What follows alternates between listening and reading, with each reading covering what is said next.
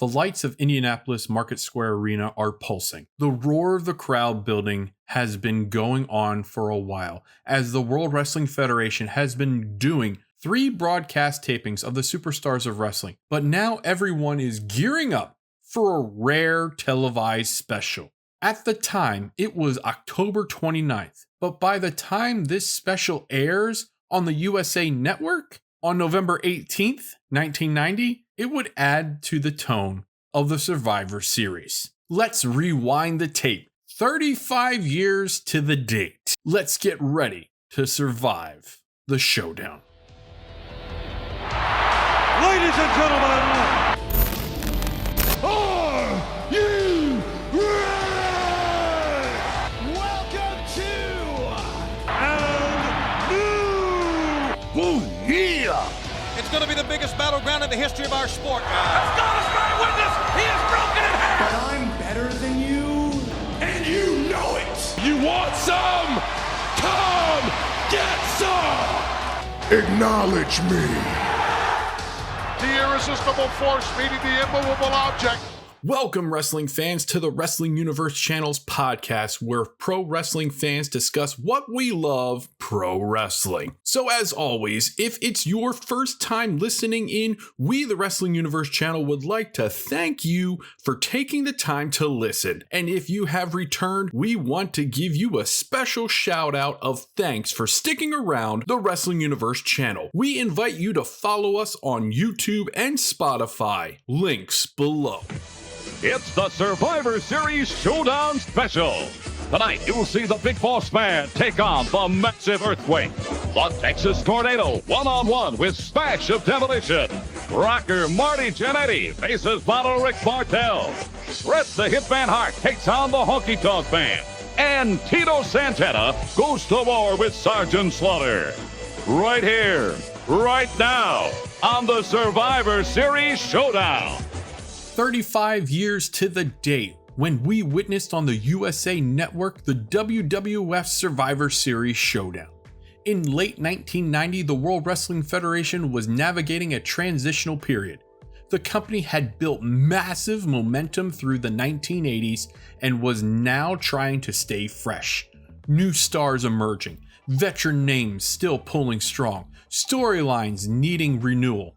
So by the time this special edition aired on the USA Network, taped in Indianapolis, fans were ready for something beyond the standout weekly show. The idea: give viewers a high-profile televised event outside the traditional pay-per-view schedule, hook them with talent and intrigue, and keep the momentum heading into the Survivor Series pay-per-view.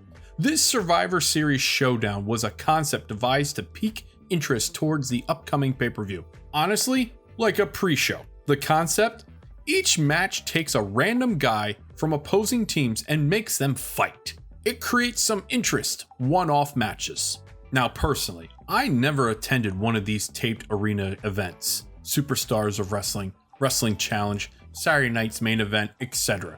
But we took it upon ourselves to create what a typical duration for a taped World Wrestling Federation show in the late 80s and early 90s would be like.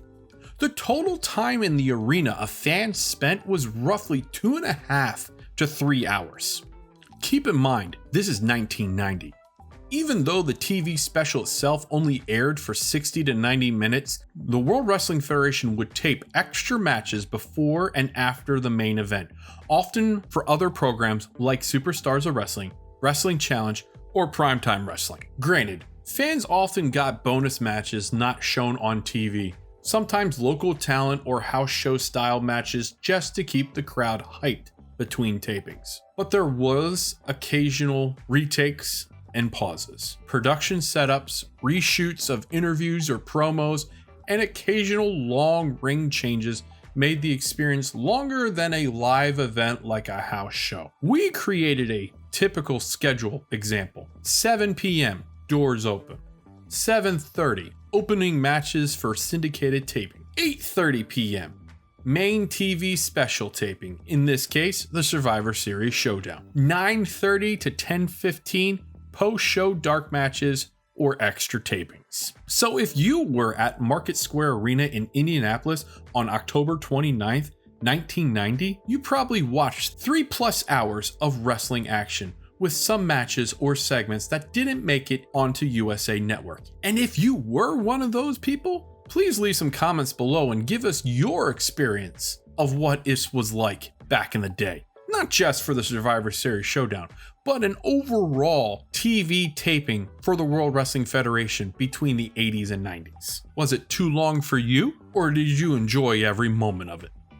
So let's not waste any time. Let's dive into the Survivor Series Showdown match card and rundown. As always, we encourage you to check out this program, which is more than likely on YouTube, to either reminisce or watch it for the first time. Our first match, we saw Sergeant Slaughter with General Adnan take on Tito Santana. This opening match sets the tone. Earlier on, Tito Santana works a faster pace.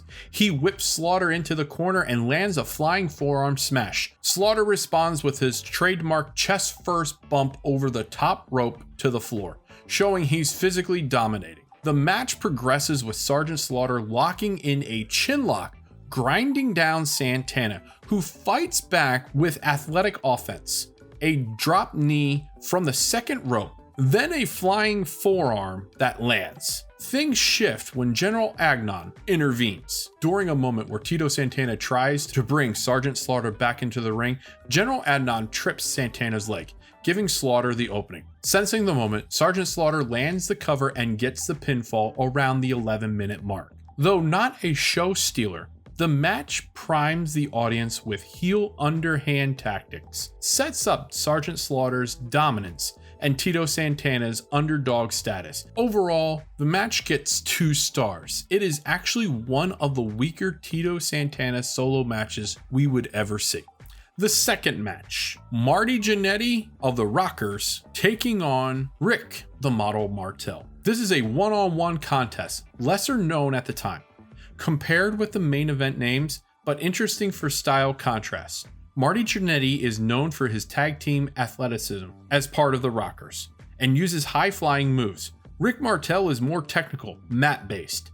The match starts with Jannetty hitting a diving elbow after a whip to the corner. Rick Martel reverses another whip, dumps Jannetty to the floor. Marty Jannetty tries a slingshot back into the ring, but he mistimes it, hits his head on the ring apron, which opens the door for the model to capitalize. Rick Martel covers Marty Jannetty and gets the pinfall roughly around the 10-minute mark. This match gets 2.5 stars. The overall match was good, but not with the sudden ending. In the third match, we get to see the Earthquake take on the Big Boss Man. This match goes more into spectacle than pure technical wrestling. Earthquake uses his power advantage and dominates early. Big splashes, corner whipbacks. Big Boss Man tries to fight back with clotheslines and cross-body attempt. The turning point comes when Bobby the Brain Heenan, who is on commentary, leaves his post and stomps Big Boss Man from behind. The Big Boss Man gives chase. Bobby Heenan flees backstage while the referee counts Big Boss Man out of the match. It's a count-out finish around the 11-minute mark. The finish via count-out keeps Big Boss Man strong, even though he wasn't pinned, but heavily protects Earthquake's dominance. Also, the involvement of Bobby Heenan is a heel tactic that builds the future storyline between Boss Man and himself. The overall rating is a surprisingly 3 stars. It was a lot of fun. Both guys continued to be overrated in the ring, but at that time, it was enjoyable. In the fourth match, we see the Hitman, Bret Hart, take on the Honky Tonk Man with Jimmy Hart. In this match, you'll see Bret Hart emerging as a future main eventer. This isn't the first time that these two have gone at it. In fact, the combination of Bret Hart and Honky Tonk Man storyline, as well as Bret Hart and Jimmy Hart storyline, had been familiar with viewers since the summer of 1988. The match begins with respectful chain wrestling. Hart using his technical finesse. Honky Tonk Man tries to rely on ring generalship and antics. Eventually, Jimmy Hart is on the apron, adding the distraction. At a critical juncture, the Honky Tonk Man collides with his own manager on the apron, which gives Bret Hart the opening he needs. The Hitman slips into a small package, or schoolboy roll-up depending on what you want to say, and gets the pinfall around the 10-minute mark. Some sources say 10 minutes and 9 seconds. This match is pivotal for Bret Hart's progression. It also showcases how storyline interference or miscommunication, especially in this case with Honky Tonk Man hitting Jimmy Hart, can change match outcomes. The overall match is 3/4 stars. And that is due to the fact that it's mostly a chin lockery match. But that's not saying that Bret Hart's stuff didn't look great.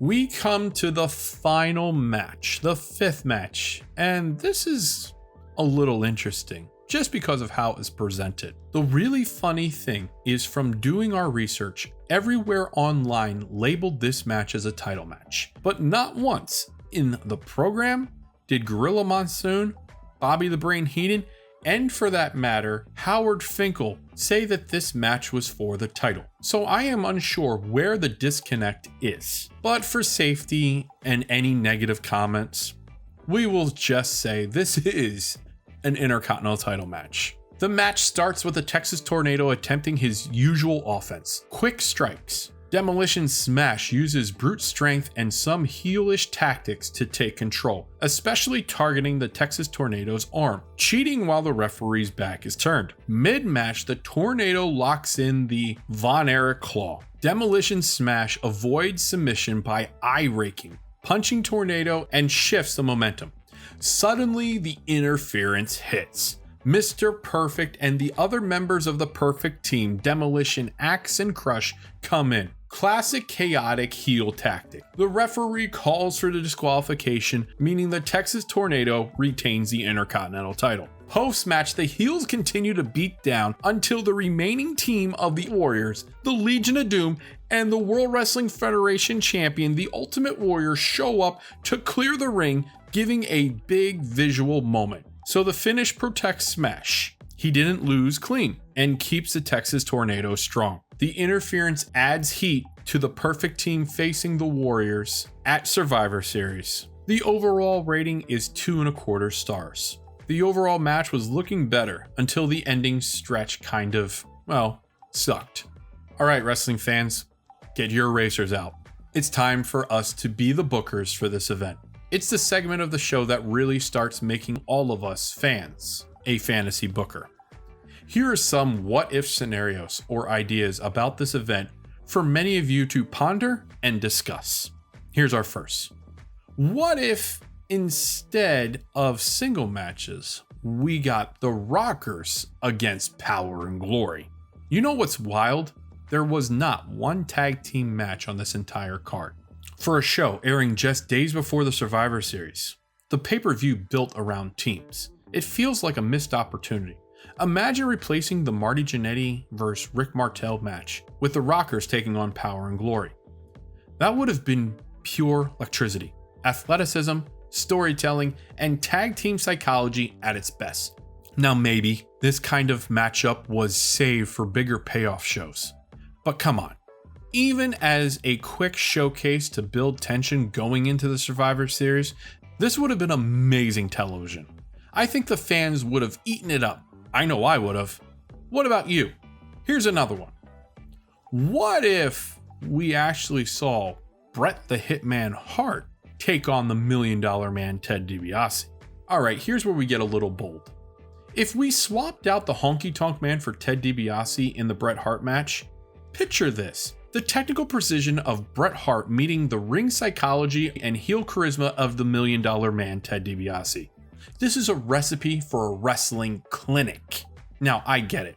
Maybe the World Wrestling Federation thought it was too much for this kind of show, or they wanted to keep certain guys apart until the pay-per-view.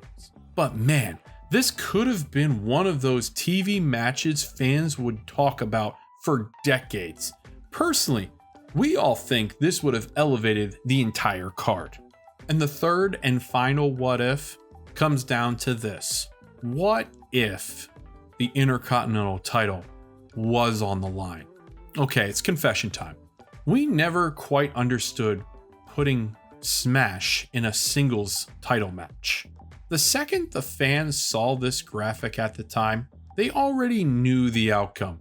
No way a tag team guy's walking out with singles gold. But what if instead this show focused on the rematch?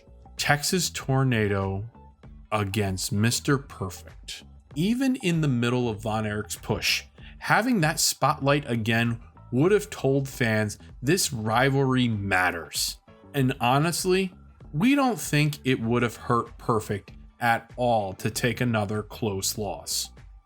It would have added drama to their feud heading into future shows. The funny thing is, to add to this possible what if, 3 days before the Survivor Series pay-per-view, at a Superstars of Wrestling taping in Rochester, New York, Mr. Perfect defeated Kevin Von Erich with an assist from the $1 Million Man Ted DiBiase to regain the Intercontinental title. However, because of WWF's practice of taping their TV shows well in advance, the title switch would not air until December 15th, 1990, 3 weeks following the Survivor Series.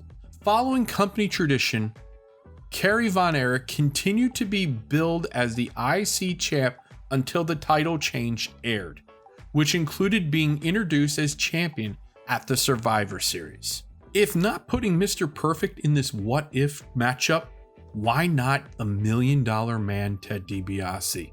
And in some cases, that might even be better, because at least that would make the connection to the storyline for not only DiBiase to get involved for the taping, but would arc the story completely. What do you think? Were we spot on or way off base? Would you have booked these matches differently? Hit those comments below. We want to hear your rebooking ideas and see who you would have liked to see tear it up at the Survivor Series Showdown 1990. Let's move on to the memorable standouts and botches. Overall, the best memorable moments by far, the Bret Hart vs. Honky Tonk Man stands out because Bret Hart's performance quietly shows the next generation's taking over. The Texas Tornado Intercontinental title match stands out more for post-match visuals and tag team ties than an in-ring wrestling itself. Basically hooks in the Survivor Series as we want to see it. The Big Boss Man vs. Earthquake Brawl is entertaining for spectacle, but really, I think the best memorable moment was just the fact of Boss Man trying to get his hands on Bobby Heenan.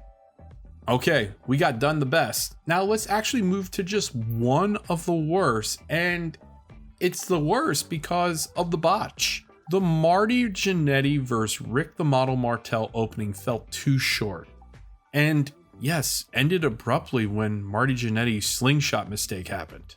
When the Survivor Series Showdown aired on November 18th on the USA Network, it didn't carry the full weight of a major pay-per-view, but it served a purpose, keeping fans engaged between major events, spotlighting rising stars, and reminding viewers that the Survivor Series was almost here. Not to mention, we'll finally get to figure out what's in that egg. For many fans who lived through it, this was a bridge show. Not the biggest night of the year, but just to hype you up for the upcoming big event, the Survivor Series. As always, we appreciate and thank you all for taking the time to be a part of our episode here on the Wrestling Universe channel. Please let us know how we did, or if you have anything you would like to contribute to this episode, we would love to hear your feedback. And you know the drill. Follow us on all of our social platforms, Instagram, YouTube, and Spotify, and we look forward to the next episode. So long, wrestling fans.